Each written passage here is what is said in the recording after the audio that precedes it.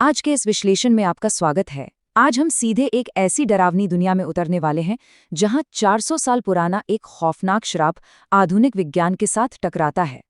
यह सिर्फ कोई आम डरावनी कहानी नहीं है दोस्तों, ये एक बेहतरीन उदाहरण है जहां दो बिल्कुल अलग समय चक्र यानी टाइमलाइंस आपस में बहुत ही रहस्यमयी तरीके से जुड़ जाती हैं। बम बम बश, बम बम बश।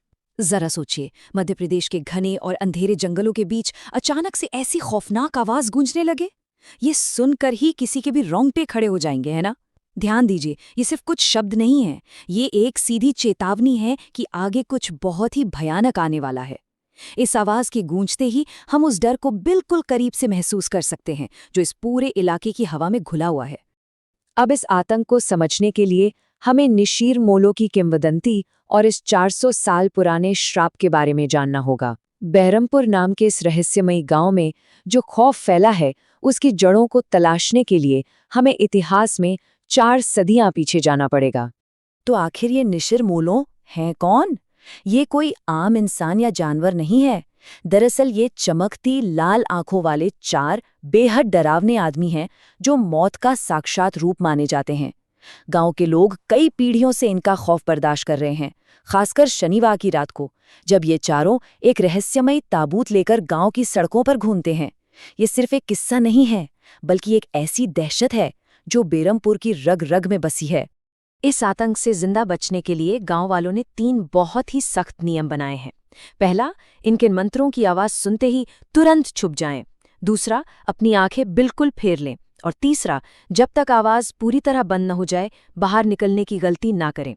आज से 400 साल पहले मदन नाम के एक लड़के ने इन्हीं नियमों को तोड़ने की भूल की थी। नतीजा, बरगद के पेड़ के पास उसकी ऐसी दर्दनाक मौत हुई जहां डर के मारे उसकी आंखें फटी की फटी रह गई थीं। आइए अब आगे बढ़ते हैं मृत्युंजय अमृत की खोज की तरफ, जहां विज्ञान और अंधविश्वास का आपस में मिलन होता है। यही वो मोड़ है जहां मॉडर्न साइंस और एक सदियों पुरानी लोक कथा आपस में टकराते हैं। हम सीधे आते हैं आज के समय की दिल्ली में, जहां लैब में काम करने वाली 2 रिसर्चर्स मेघना और इशिता की वैज्ञानिक खोज अनजाने में इस 400 साल पुराने श्राप से जुड़ने लगती है।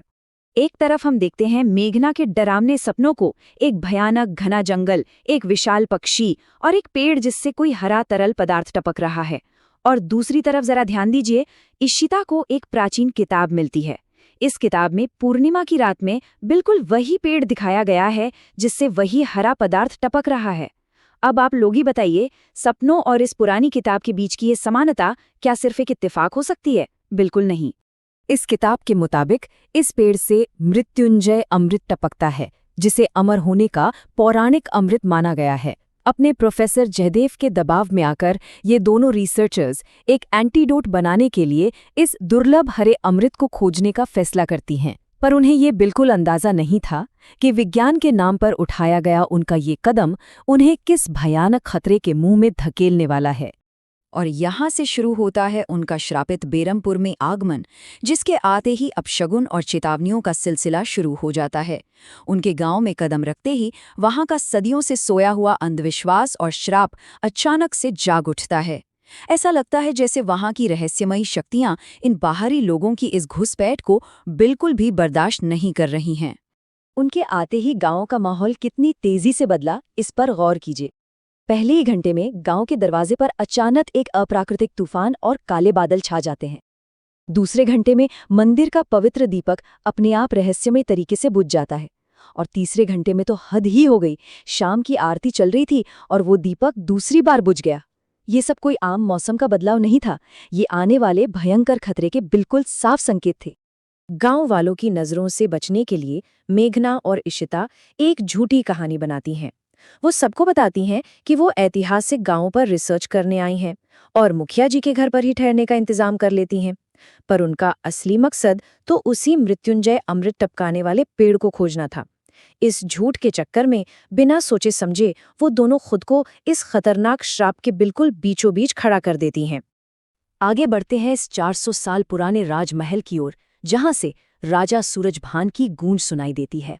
मुखिया जी का बेटा अनुज अब उन्हें वहां के स्थानीय इतिहास के एक बेहद ही रहस्यमयी हिस्से के बारे में बताता है जो सीधे राजा सूरजभान से जुड़ा है।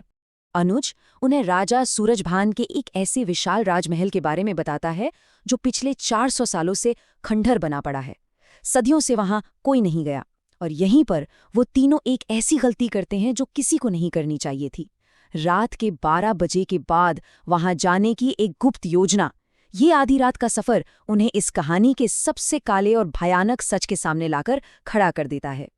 अब जरा इस पल की कल्पना कीजिए। उस सुनसान खंडहर के अंदर कदम रखते ही मेघना अचानक रुक जाती है और कहती है, ऐसा लगता है कि इस राजमहल को मैंने पहले कहीं देखा है। ये डेजा वू का एहसास वाकई में रोंगटे खड़े कर देने वाला है। सोचिए, आज के समय की एक आम लड़की का इस 400 साल पुरानी जगह से क्या कनेक्शन हो सकता है। ये इस बात का इशारा है कि मेघना और इस गांव के इतिहास के बीच कुछ बहुत ही गहरा और अनसुलझा राज है। और अब हम आते हैं इस कहानी के सबसे बड़े क्लाइमैक्स पर, जागरण और सस्पेंस, जहां दो अलग अलग कालचक्रों का टकराव होता है।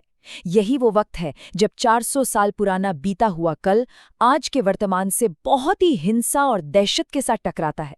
एक तरफ रिसर्चर्स उस डरावने राजमहल में घूम ही रही होती हैं और अचानक वहां हवाएं और ज्यादा तेज हो जाती हैं और तभी उसी खौफनाक मंत्र की वापसी होती है, बम बम भश। इस दहशत भरी आवाज को सुनकर गांव के मुखिया और पुजारी नींद से घबराकर उठ जाते हैं। उन्हें अच्छी तरह पता था कि इस आवाज का क्या मतलब है। निशिर मोलो गांव में वापस आ चुके थे और यहाँ एक बहुत ही कमाल का सिंक्रोनाइजेशन देखने को मिलता है। जंगल की सरहद पे छिपके जुआ खेल रहे संपत और कप्ता इस दहशत को देखकर पत्थर की तरह जम जाते हैं।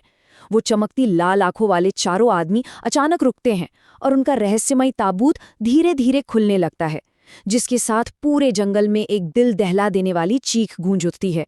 और ठीक उसी पल, बिल्कुल उसी वक्त, राजमहल के अंदर मेघना, इशिता और अनुज के सामने एक भारी, सालों से जाम पड़ा दरवाजा बहुत ही खौफनाक आवाज के साथ अपने आप जोर से खुल जाता है। ये दोनों घटनाएं हमें बिल्कुल चौंका कर रख देती हैं। आखिर उस ताबूत के अंदर ऐसा क्या या कौन है, और उस 400 साल पुराने राजमहल से मेघना का आखिर असली कनेक्शन क्या है? ये सब हमें इस सोच में डाल देता है कि ये मृत्युंजय अमृत इन सभी खौफनाक कड़ियों को आपस में कैसे जोड़ रहा है। उस राजमहल के दरवाजे के पीछे क्या राज छुपे हैं? और सबसे बड़ा सवाल, क्या आधुनिक विज्ञान इस 400 साल पुराने श्राप का सामना कर पाएगा? ये ऐसे सवाल हैं जो आगे क्या होगा ये जानने की उत्सुकता को और भी बढ़ा देते हैं।